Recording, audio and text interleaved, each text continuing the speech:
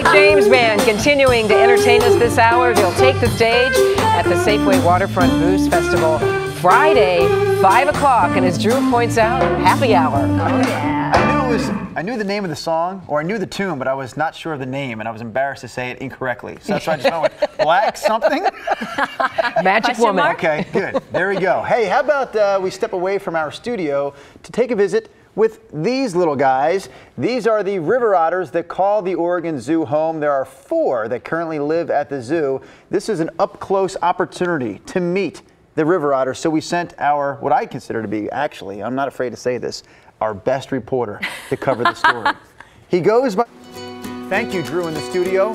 I also want to introduce you to Julie Christie. She is Senior North America Keeper here at the Oregon Zoo. And just beyond, Julie and I, the family of river otters that calls the Oregon Zoo home. So maybe quickly I should ask you to identify who's right here in front of us. So we have Tilly, this is our mother right here. And then we have Nellie, or her name is Nahalem and Nastucca. For short, we're calling them Nellie and Tucker. This is Tucker, our male.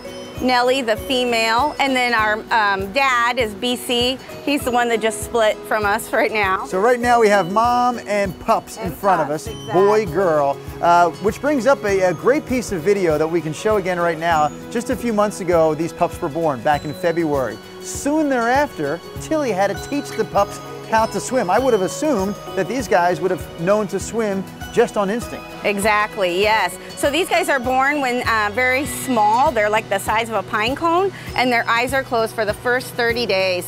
And then what happens is once their eyes open and they're a little more mobile, mom will bring them out here and she will kind of teach them how to swim. And that is pretty impressive. So they're real good floaters. They just kind of float in the water.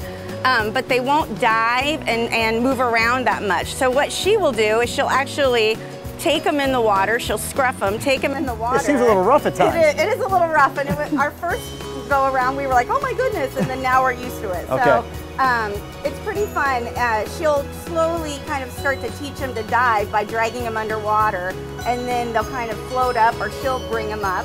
And over time, they'll start using their rear feet and kind of push them down and push them down. It's a lot of fun to watch them learn how to swim. Can we really speak quickly to the fact that the waterways here in the Pacific Northwest have been absolutely critical to the survival of this species? Yes, definitely. These guys, they really are in water sources that are not polluted. And they will definitely, you will find them around here because we're very fortunate to have Metro in the area. They've actually, I think, restored about 90 miles of river around here. And so we are fortunate in the Pacific Northwest to see river otters. And so they need to fish. That's one of their primary sources of food. They will eat other things like crustaceans, or maybe if they came across eggs or small mammals, they might eat those as well. But fish is their main source, so they need that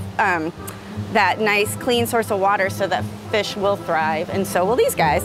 So you may find a river otter when you're out and about cruising through the Pacific Northwest, and of course you'll find these fantastic 4 river otters right here at the Oregon Zoo. Tilly, BC, Nellie, and Tucker.